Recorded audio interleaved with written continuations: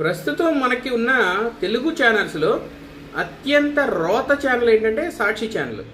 So ఆ సాక్షి ఛానల్లో దానికి తగ్గట్టుగానే ఈశ్వర్ అని ఒక అతను కూర్చుని అతనికి ఏదో 10 నెంబర్ ఫోబియా ఉన్నట్టుంది. 10 ప్రశ్నలు అని అనుకుంటా అదే ప్రశ్న ఇడి తిప్పి 10 ప్రశ్నలు అన్నట్టుగా అడుగుతూ ఉంటాడు.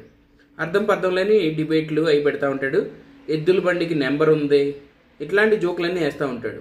అయితే ఇక్కడ ఈశ్వర్కి ఒక ప్రశ్న ఏంటంటే, ఒకటే ప్రశ్న, 10 ప్రశ్నలు కాదు.